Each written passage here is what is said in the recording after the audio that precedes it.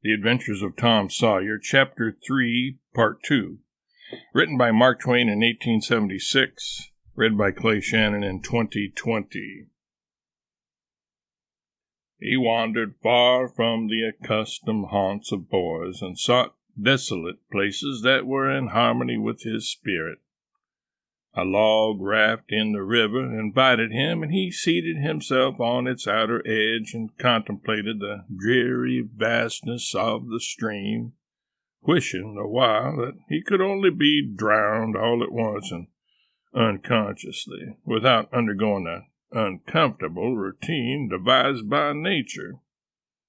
Then he thought of his flower. He got it out, rumpled and wilted, and it mightily increased his dismal felicity. He wondered if she would pity him if she knew. Would she cry and wish that she had a right to put her arms around his neck and comfort him? Or would she turn coldly away like all the hollow world?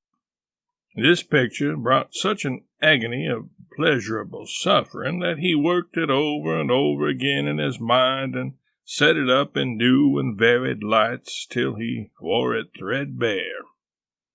At last he rose up, sighing, and departed in the darkness.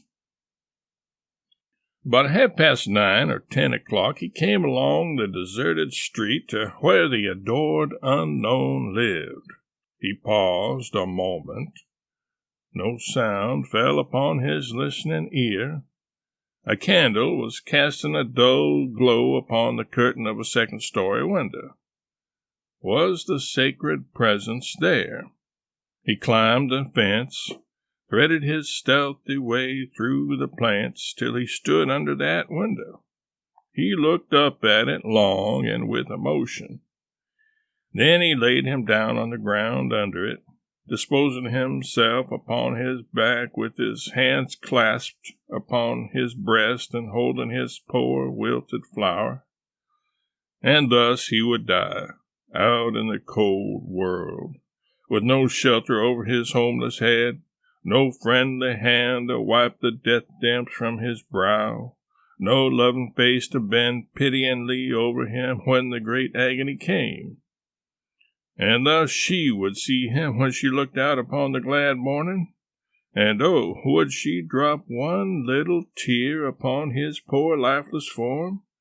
Would she heave one little sigh to see a bright young life so rudely blighted, so untimely cut down? The window went up. A maidservant's discordant voice profaned the holy calm, and a deluge of water drenched the prone martyr's remains. The strangling hero sprang up with a relieving snort. There was a whiz as of a missile in the air, mingled with the murmur of a curse, a sound as of shivering glass followed, and a small, vague form went over the fence and shot away in the gloom. Not long after, as Tom, all undressed for bed, was surveying his drenched garments by the light of a tallow dip, Sid woke up. But if he had any dim idea of making any references to illusions, he thought better of it and held his peace, for there was danger in Tom's eye. Tom turned in without the added vexation of prayers, and Sid made mental note of the omission.